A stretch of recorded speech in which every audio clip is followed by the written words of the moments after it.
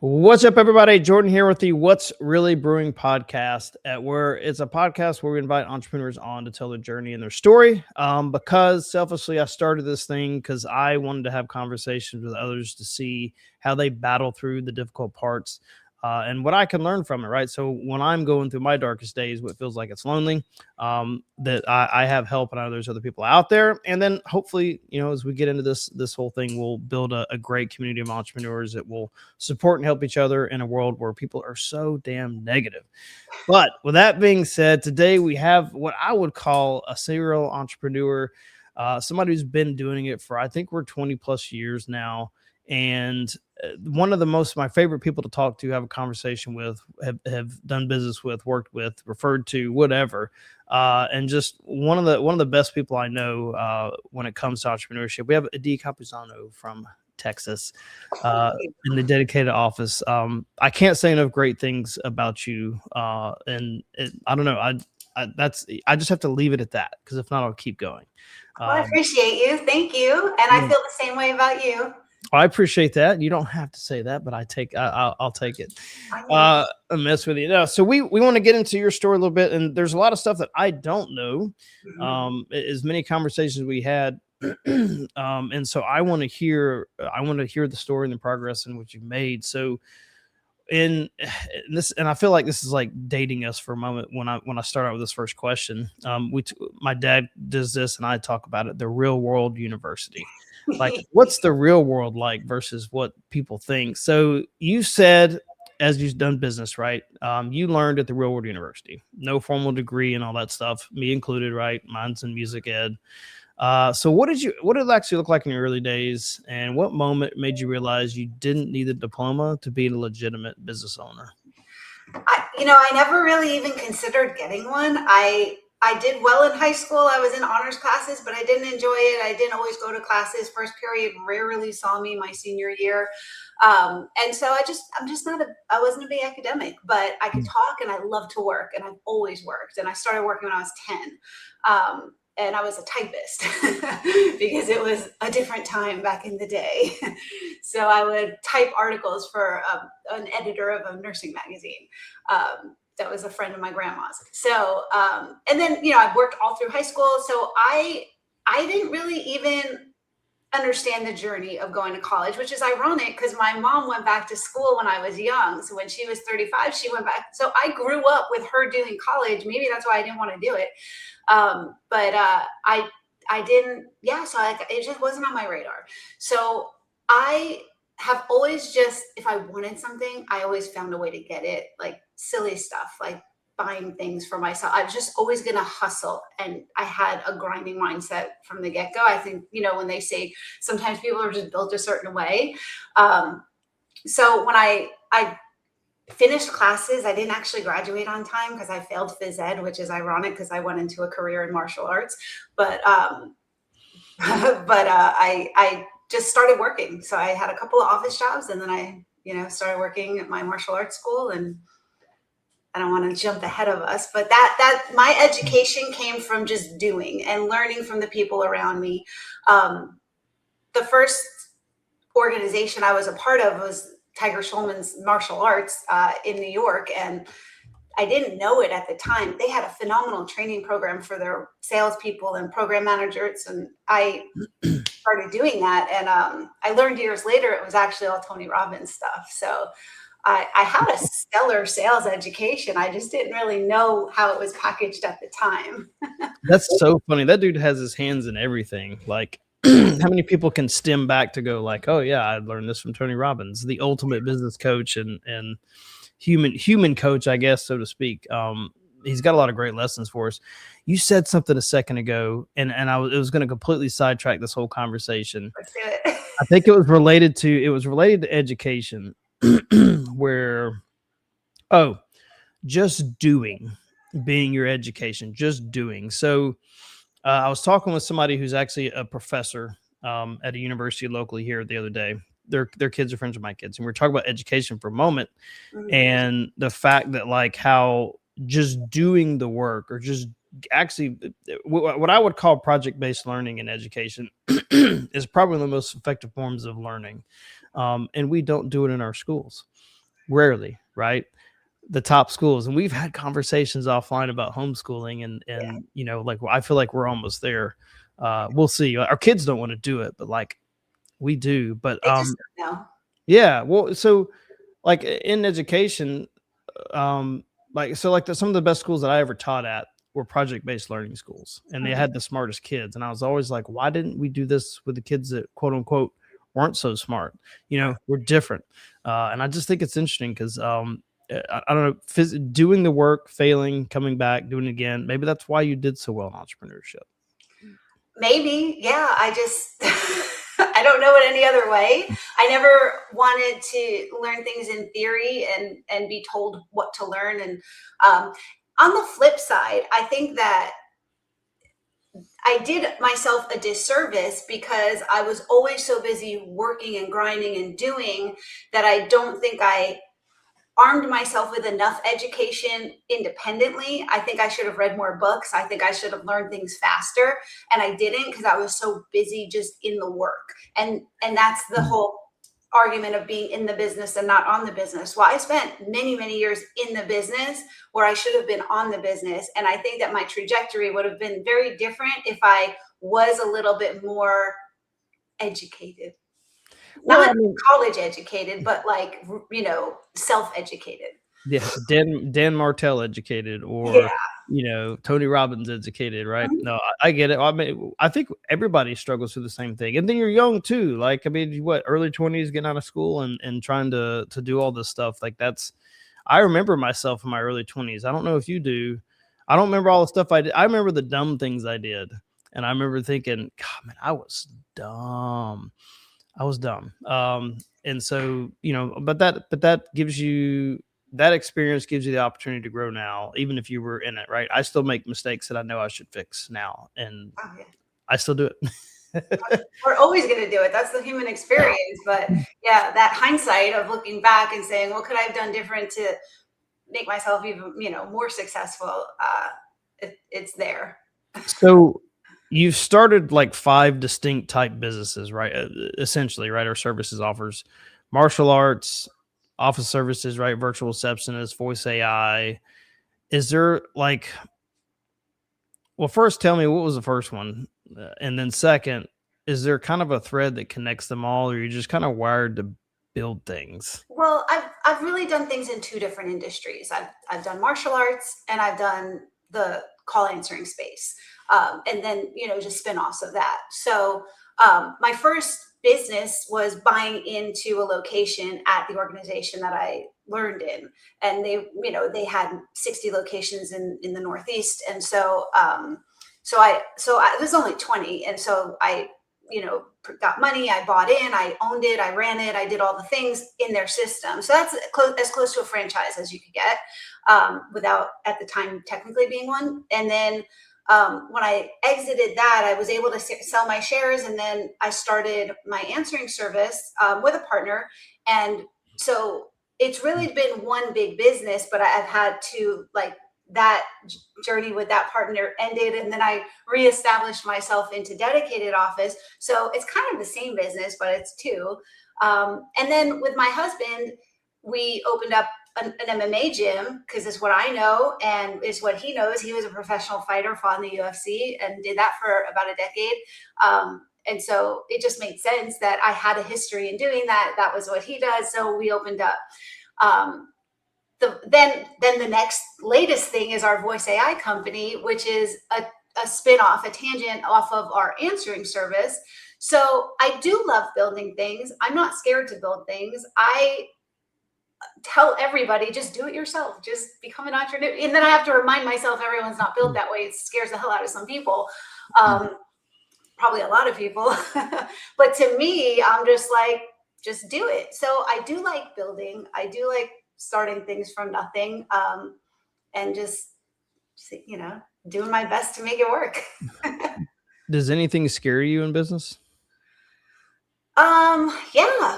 Yeah, definitely. I mean, I think I've stayed as small because I was scared of getting out of my what I could control.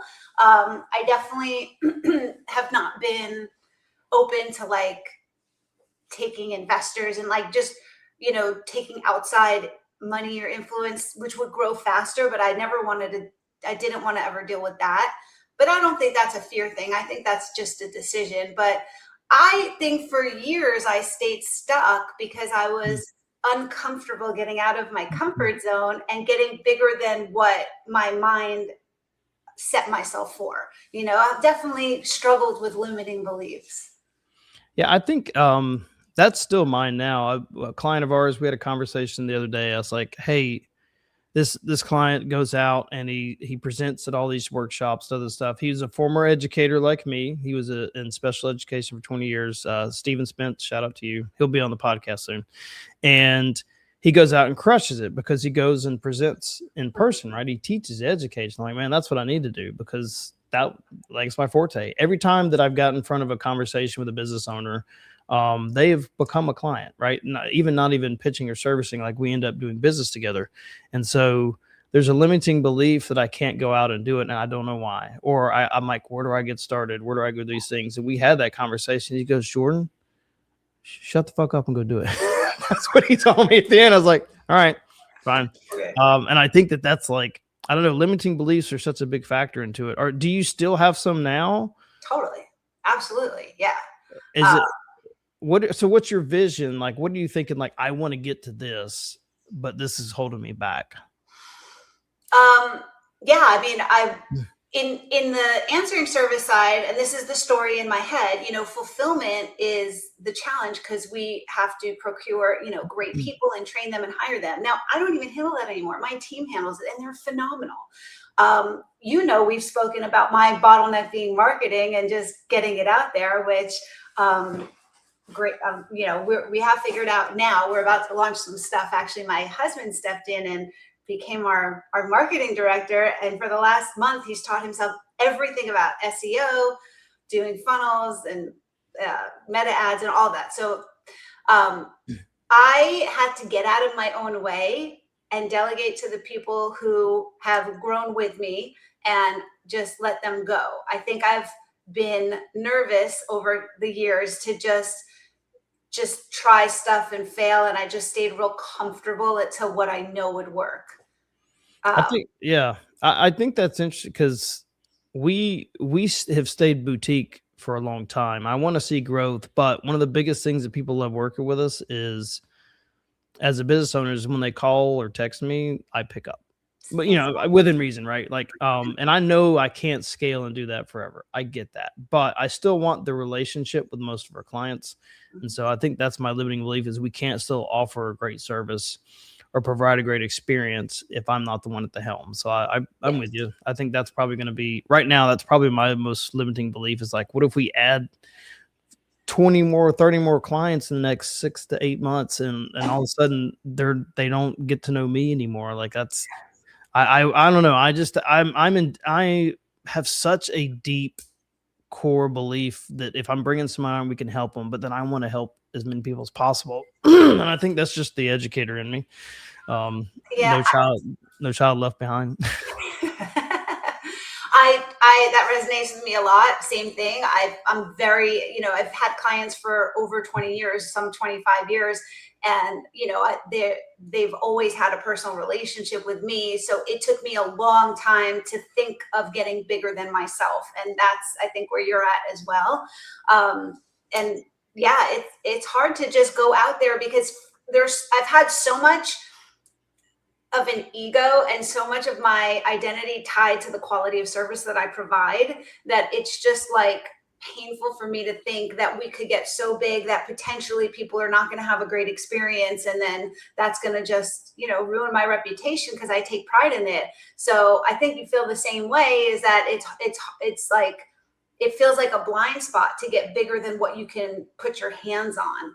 And I think we have to shed that belief because we have to trust the people. You're building people. I've built phenomenal people and I trust them with my life. And we just have to kind of, you know, I mean, I think we're at that point and we've been for a bit where we're, you know, comfortable getting bigger and we want to continue to get bigger, but we are so obsessed with the quality.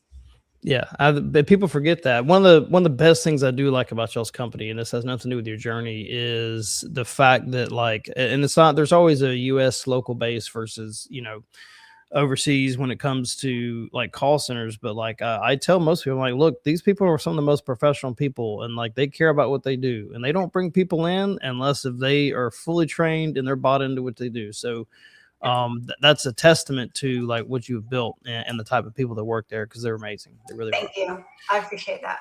So speaking of dedicated office, so you've kind of described your company as a tight knit team of mostly women.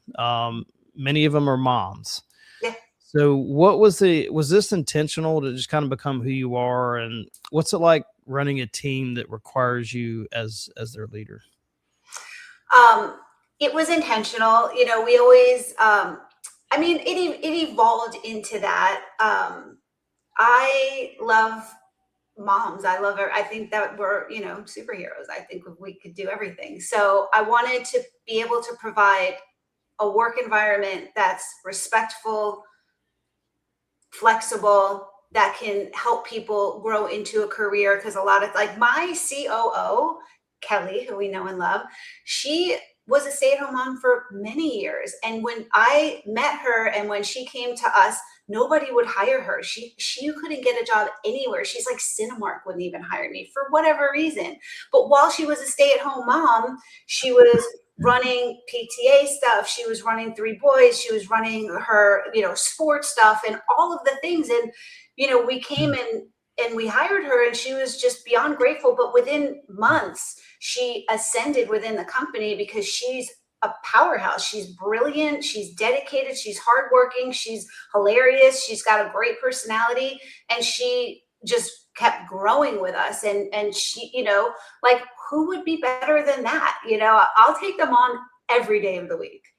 Well, so let me ask you this. So do you think companies, especially large companies, get that wrong when it comes to hiring? Like they look at a resume, they look at experiences, and they don't really, I feel like they don't look at the person, right? On the interviews. Like, do you feel like they get it wrong? I know nothing about large companies. I've never had a real job. I've been on my own my whole life. I bought my gym at 20 and then I went right into my answering service at 23.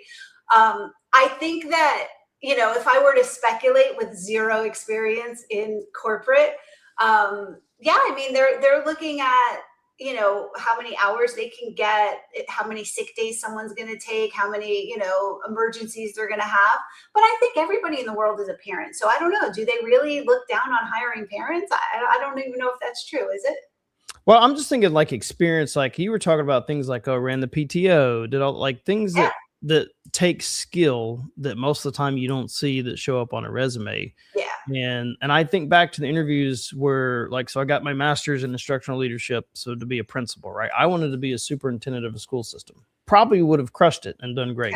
Yeah, But a lot of my interviews, I got discredited a lot because like, well, you're a band director, you don't know a lot about curriculum. And that was their focus. I'm like, yeah, but I could guarantee you I can motivate and create leadership program inside of your company or inside of your school that would far beyond what I needed to know with curriculum. Yeah. And they didn't buy into that. I just thought that was amazing that like you're only as strong as your team. And no matter what I would say in an interview, they kind of preconceived how I showed up with the fact that, oh, well, you're just a band director. You don't really know anything about curriculum. You just teach music. And it was so hard to get past that part of interviews because I felt like they didn't look at the person, the skills, the ability of what would really help. So then that made me question, were they really good leaders in the first place? Well, doesn't that demonstrate everything we hate about public schools? Yeah. I mean, oh yeah. My wife and I have this conversation all the time. This is probably going to be public. She's probably going to hate me. There's so many things wrong when it comes to like the education system. And a lot of it just revolves around like leadership and business. Like 1000%. I listen to people all the time, how they react, how they treat others. And like leadership was one of the things I learned. Like, I feel like I'm confident in that. I'm confident in being a leader, and dropping ego and all those stuff. But like, yeah, well, I learned it from who did I learn it from? Laura McBride. She was one of my principals. She hired me and she helped me get through the last part of my master's. She also introduced me to my first ever client at Presto Media, who is still a client today.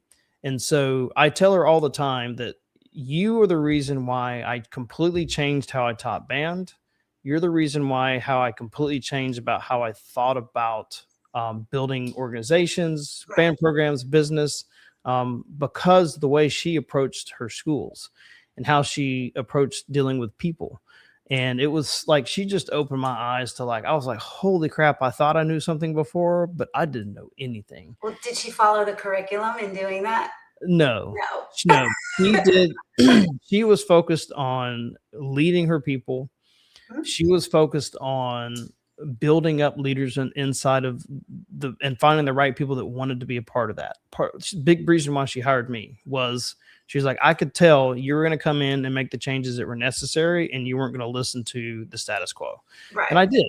Ultimately, ended up being why I got fired because it's a long story. But that being said, like it was a leadership thing. So I think that's one of the things that I'm going to probably write a book about soon. Is about leadership, and I think people are missing that in companies is being a private thing. Every business owner should follow Simon Sinek.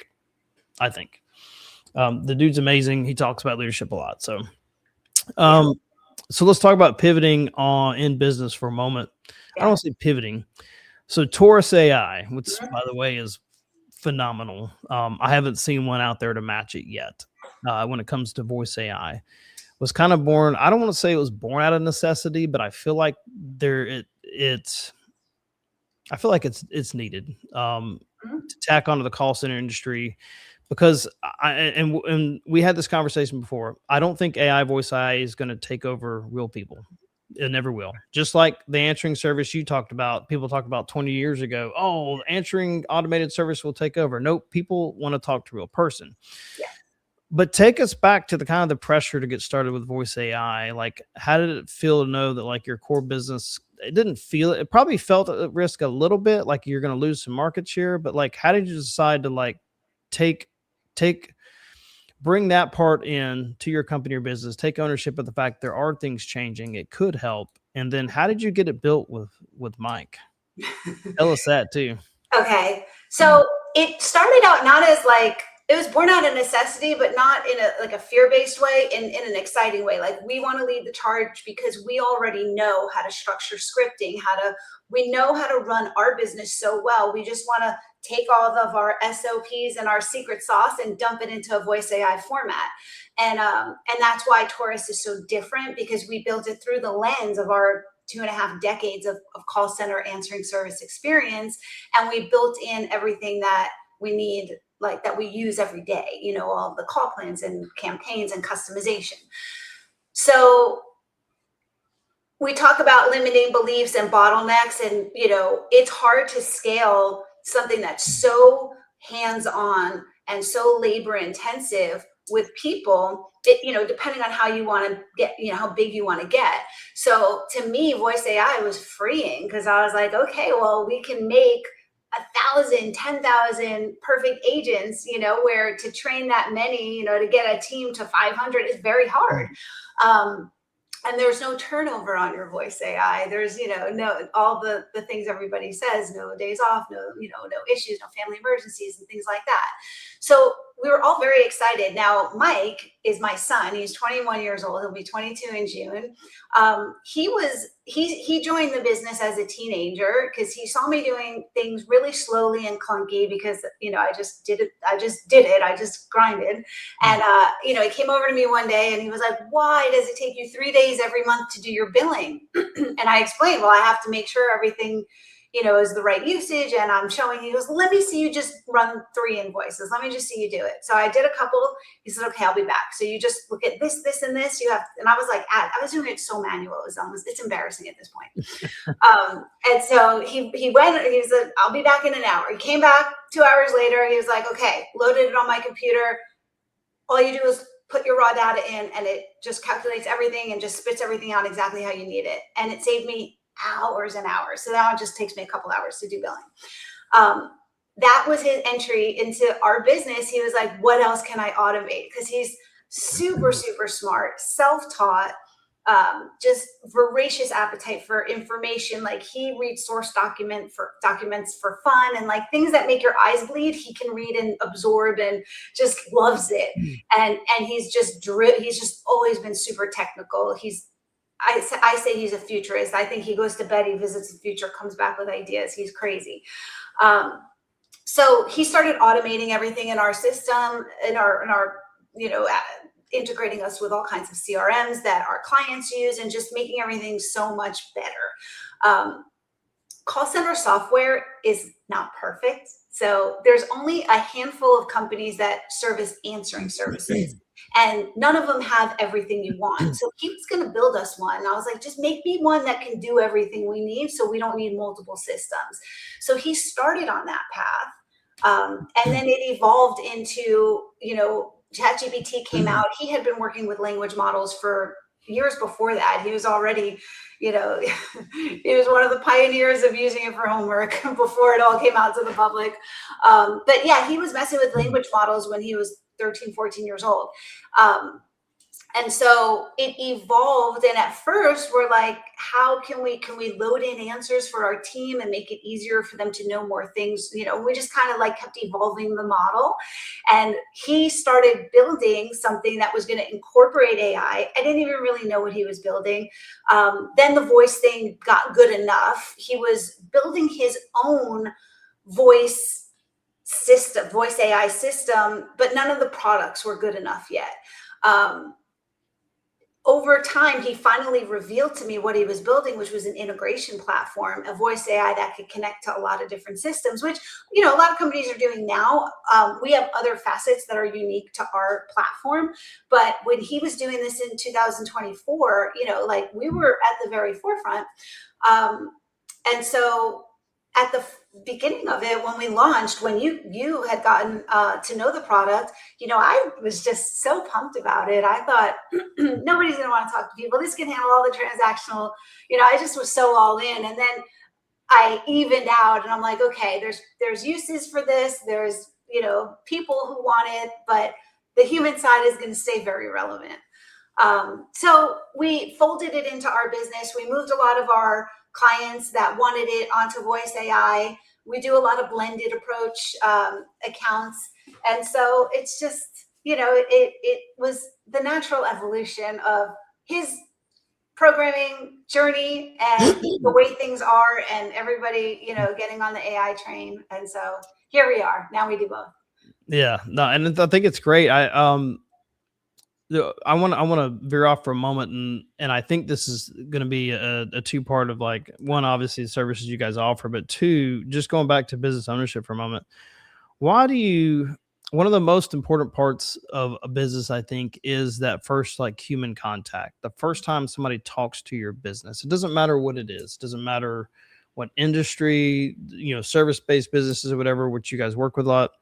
Why are people so hesitant to, like, make that so important? Like, I think it's one of the most important parts of your business to grow. I really do. I don't care about leads, marketing, whatever. If somebody calls your company, you don't know what to say, what to do, like, you sound like a turd. Yeah.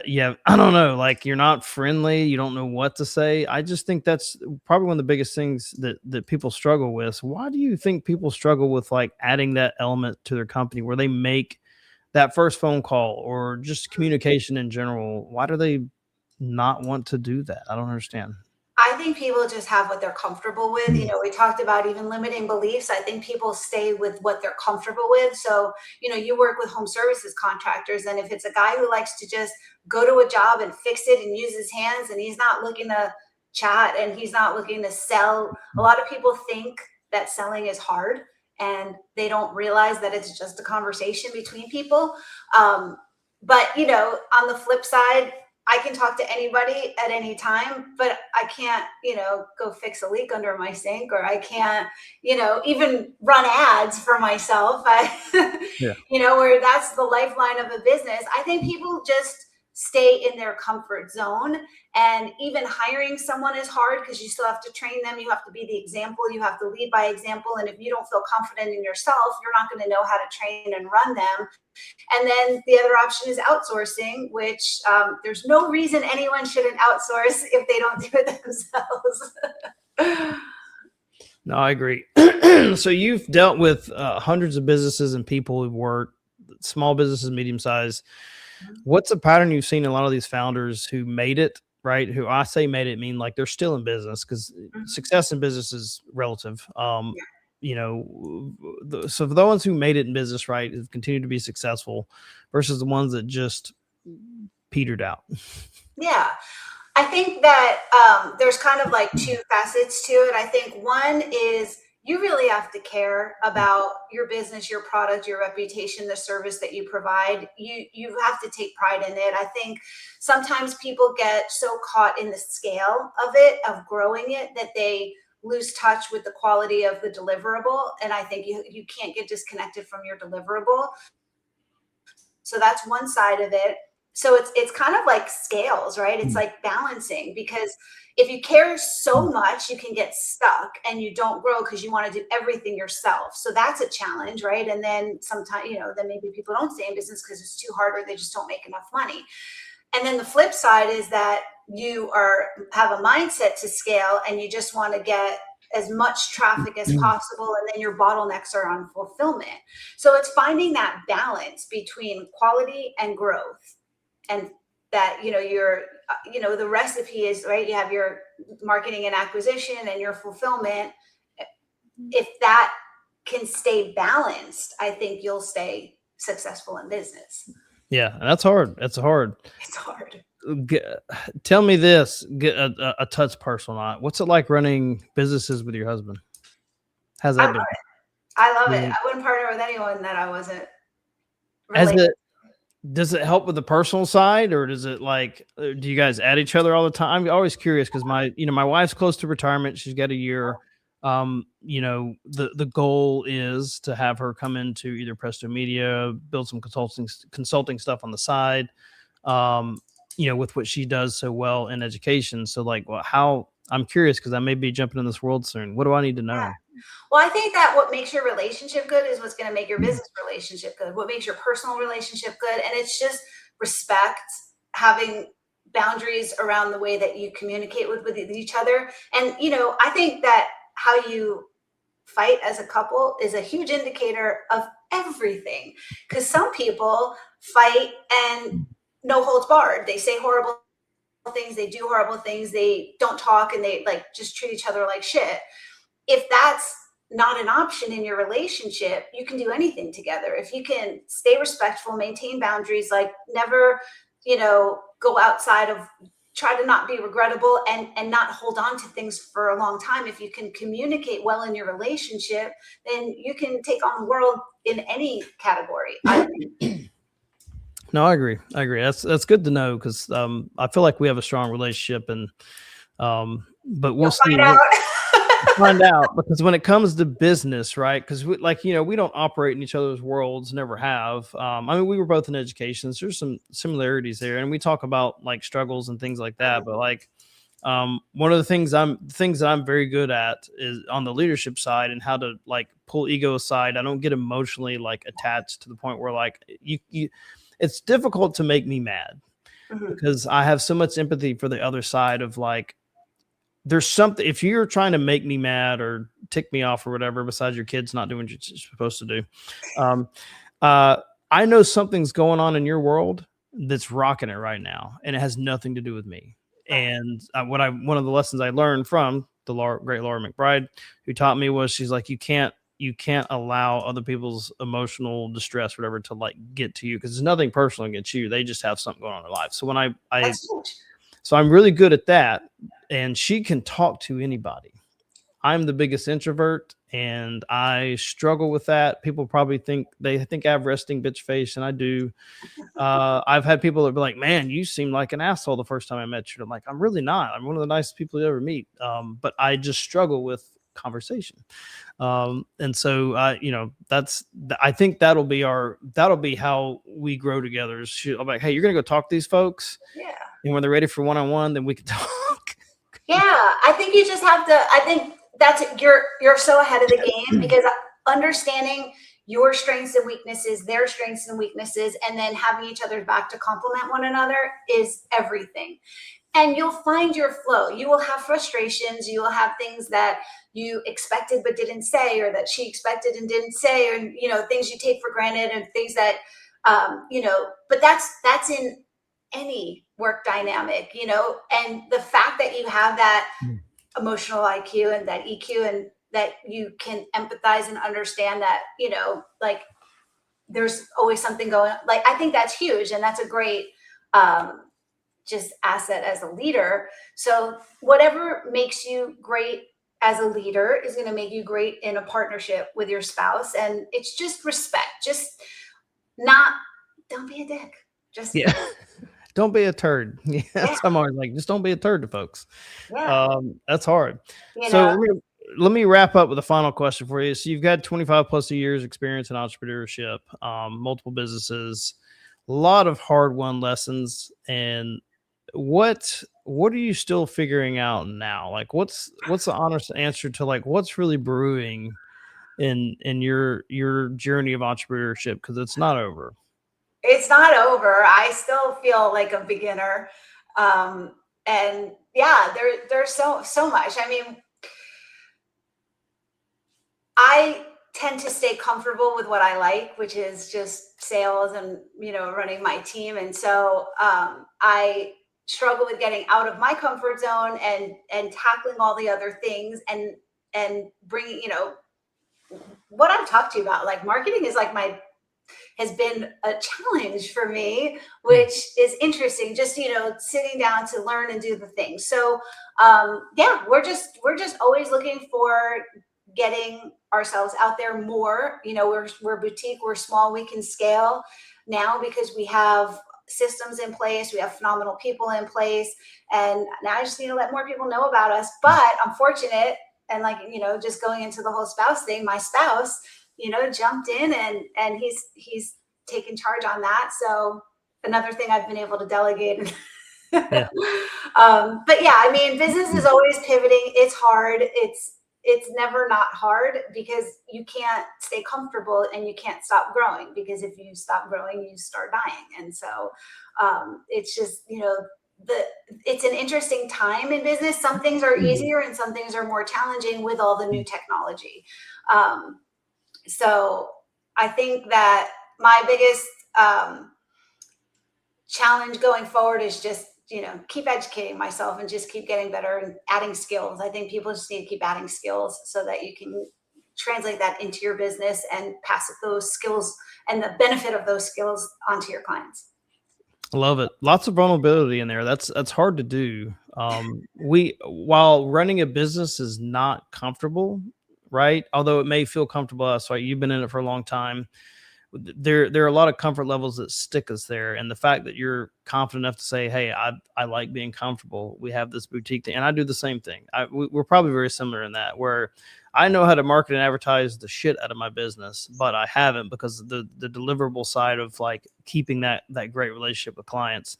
And that's kept me stuck in that hole there. So, like, I think we're on the same spectrums. We're like, you're trying to do the marketing part. I'm trying to make sure delivery stays, the relationship stays, and I don't have that team built the way I want it yet. And we're in it now, right? I made 2 hires the other day. They have been phenomenal so far.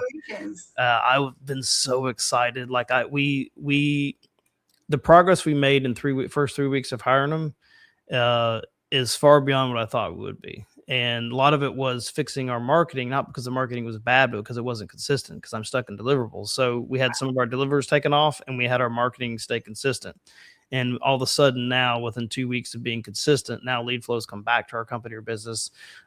Literally, we'll hop off this podcast and I'll have a conversation with a great business owner afterwards. So it's amazing what happens when you get out of your comfort zone. Yeah. I think everyone should try Yeah, it. give it a shot. Be uncomfortable. Well, Adi, I appreciate it as always. It's always fun to even catch up or hear the conversations and hear how things started. Other people need to hear your story. Will people hear it now? No, I hope in 100 episodes from now, people start going back to the first parts and going, man, these people were great, because they are. I'm trying to find great entrepreneurs and bring them in. I think people need to hear your story. They need to understand struggles, and that like we're all doing the same thing. The very first episode I had Jake Zufelt, who came on, friend of mine, marketing industry. He said, put a post out the other day. It's relative to this. He goes, if all of your questions to ChatGPT or any LLM were posted out publicly, what do you think people would think, or what would they say? And I was like, we'd all figure out we don't know what we're doing. None of us know what we're doing. So keep that in mind as an entrepreneur. None of us know what we're doing. We're all figuring it out. Swinging it. Yep. We're swinging it. Well, thank you guys for listening in. Hopefully, you'll get some value from these conversations. And like I said, the whole goal is to start building a community over time of entrepreneurs. We're here to support each other, and know that like we're in this together. It's a lonely area to be, and we definitely don't want to be there. There's a lot of great people who could grow great businesses and help a lot of folks, and that's what we're trying to do. So I appreciate you guys for listening. Adi, thanks again. Always a pleasure. Thank you.